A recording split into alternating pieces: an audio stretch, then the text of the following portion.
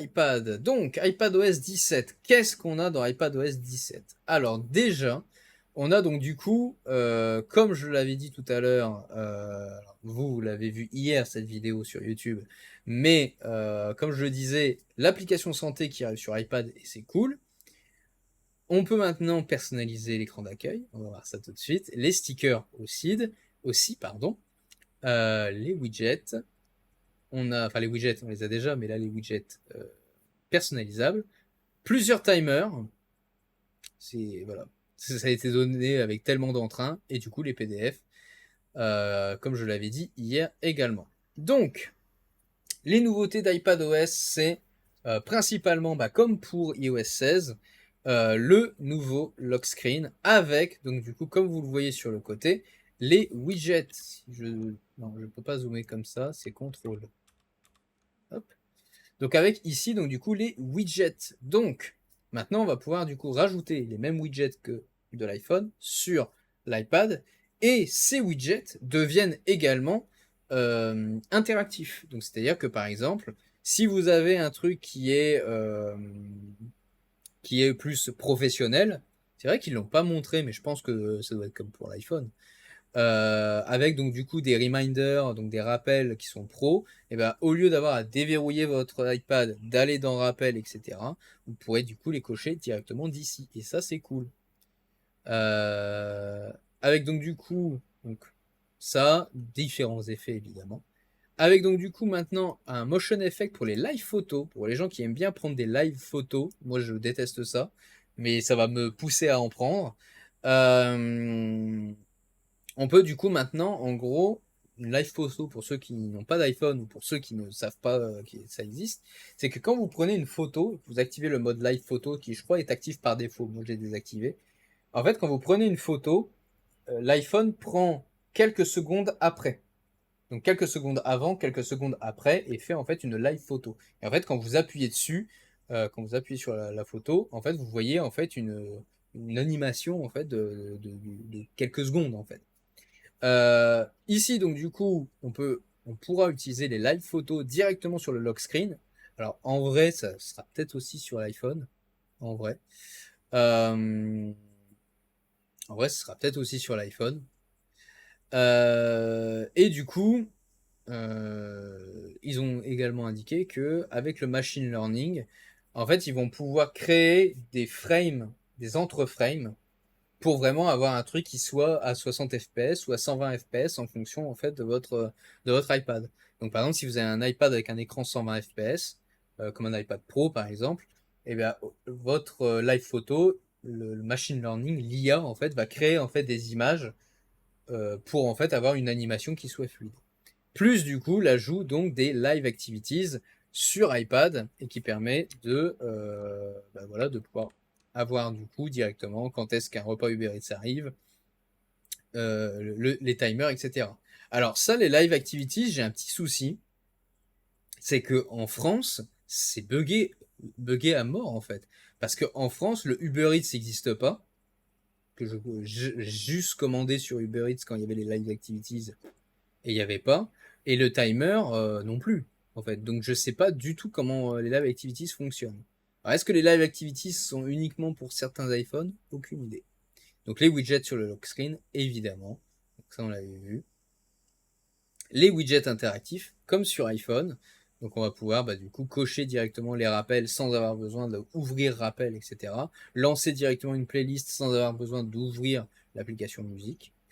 Au niveau des messages, la même chose que sur iPhone. Ça ne change pas. Les search filters qui ne changent pas.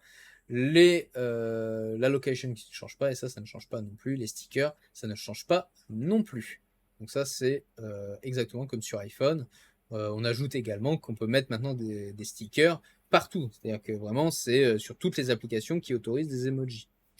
Donc là, par exemple, c'est Word. On peut mettre du coup des stickers sur Word. Si on veut. Au niveau de FaceTime, bon, c'est la même chose. On a donc du coup le record audio ou vidéo quand la personne n'est pas là. Et on peut également utiliser la caméra de l'iPad pour utiliser FaceTime sur Apple TV. L'application santé qui arrive, donc ça on en a parlé. Au niveau des PDF, pareil, on va pouvoir donc du coup autofill automatiquement en fonction des champs. Donc là, on a en fait un PDF qui n'a pas de champ programmé à l'intérieur, mais l'iPhone, il y a un papillon de nuit qui est rentré.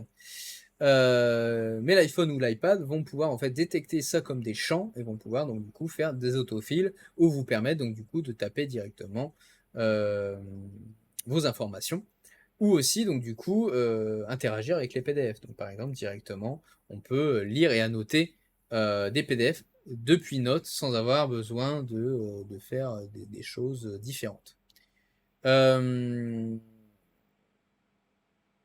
Ah, ça c'est pas mal. On peut donc du coup ajouter en fait une note. Quickly add links from one note to another. Euh, link related note. Ah oui! Donc du coup, on va pouvoir faire des liens de note à note. Ça, c'est bien. Ça, c'est cool. Parce que par exemple, si vous faites une note, je sais pas, vous faites comme là, par exemple, si on prend comme exemple, je sais pas, un devoir d'école. Ou un devoir d'école, un devoir d'université. Vous pourrez comme ça, bah, du coup, faire votre note et... Casse-toi, toi. Et puis il m'a frôlé la jambe, ça m'a fait sursauter. Il m'a frôlé la jambe. Ah ouais, ça m'a fait sursauter, dis donc. Ça m'a... Waouh! Ça m'a réveillé, dis donc. Bref, donc du coup, je disais, si par exemple vous avez donc du coup un devoir d'université et que vous devez donc du coup écrire, vous pourrez donc du coup lier la note par exemple de votre cours directement depuis cette note-là et du coup être tranquille pour pouvoir bah, du coup vous dire bon j'ai juste comme ça besoin d'appuyer et du coup j'accède directement à la note du cours. Et ça c'est cool.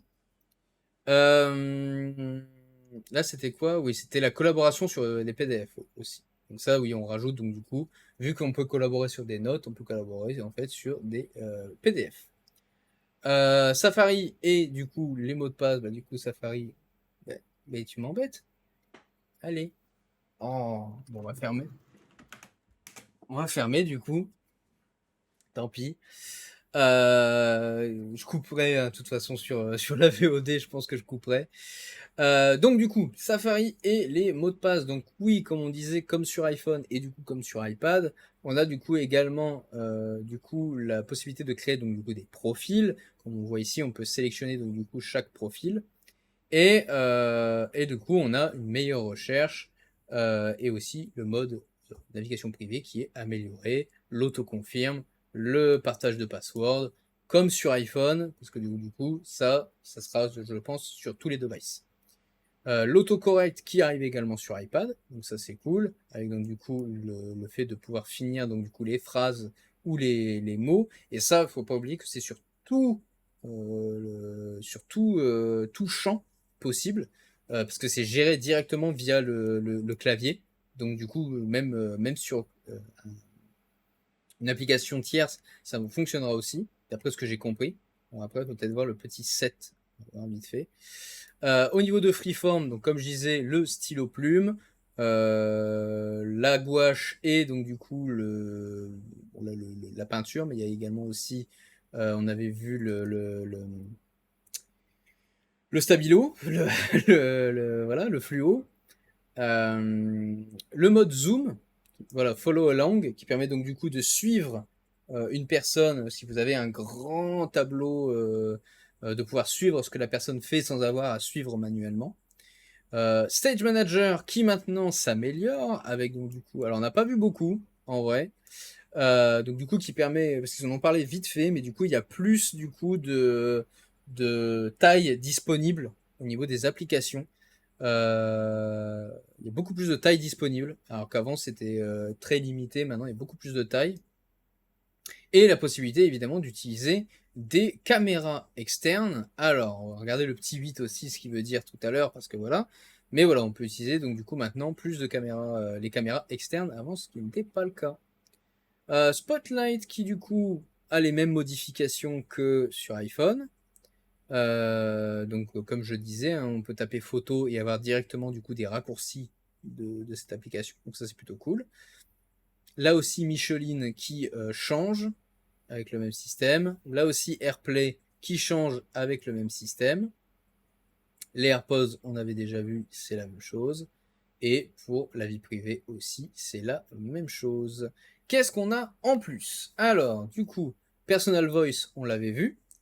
Au niveau de AirDrop, moi ça du coup, nous on l'a vu sur l'iPhone, mais du coup, pour pas oublier, on va pouvoir du coup AirDrop même quand on est à distance. Donc par exemple, ça veut donc dire aussi que si par exemple vous avez pris des photos avec votre iPhone et vous voulez les transférer à votre iPad, et que vous voulez les transférer avec AirDrop, vous pourrez très bien lancer un AirDrop, ranger votre téléphone et le AirDrop continuera même si vous n'êtes plus à distance de votre iPad. Et ça, c'est cool aussi. Ou alors s'il y a un problème de déconnexion ou quoi que ce soit. Donc pour Find My, ça ne change rien. Pour du coup Maps, on a les mêmes changements que sur iPhone, c'est-à-dire de pouvoir sauvegarder en offline les maps, du coup. Et donc ça c'est cool. Le partage de playlist, ça on l'avait déjà vu. Et pareil, pouvoir se connecter à Apple ID si vous avez un autre device à proximité. Donc ça c'est intéressant aussi. Qui est compatible avec iPadOS 17? Eh bien on a donc du coup l'iPad mini 5e génération ou plus, l'iPad Pro 2e génération ou plus, l'iPad Air 3e génération ou plus, et l'iPad 6e génération ou plus. Donc ça, c'est parfait. Je veux juste... ouais, non, on verra ça plus tard. Alors, on avait dit le petit 7. Alors, le petit 7, c'était quoi déjà? Je sais plus. En tout cas, le 7 et le 8, qui est ceux qu'on voulait voir, je crois. C'est uniquement en anglais, pour l'instant. Et uniquement, du coup, sur les iPads sur les iPads les plus récents. Du coup, ouais, sur les iPads, la 3e génération ou plus. C'était quoi du coup le 7? J'ai oublié. Ah oui, finir les mots, oui, pour l'instant, c'est uniquement en anglais. Et du coup, sur les dernières générations, parce que du coup, ça demande sans doute du machine learning de façon plus imposante. Et du coup, là-dessus, c'est le 8, c'était, je crois, en rapport avec euh, ici, ouais, Conference Call. Et donc le 8, c'est uniquement sur les 12 pouces, 3e génération ou plus, 11 pouces, première génération ou plus, iPad 10e gen, iPad Air 4e gen et iPad mini 6e gen. En fait, c'est que sur les iPads avec processeur Apple. En fait. C'est que sur iPad avec processeur Apple. Sinon, c'est pas possible. Ce qui est logique parce qu'en fait, tout ce qui est Stage Manager, si t'as pas de processeur Apple, ça marche pas. Enfin, processeur Apple, processeur M1. Enfin, classe M. Ok, et bah du coup, on va passer sur macOS. Ou est-ce qu'on fait WatchOS avant? On va faire WatchOS avant. Allez, on se retrouve juste après.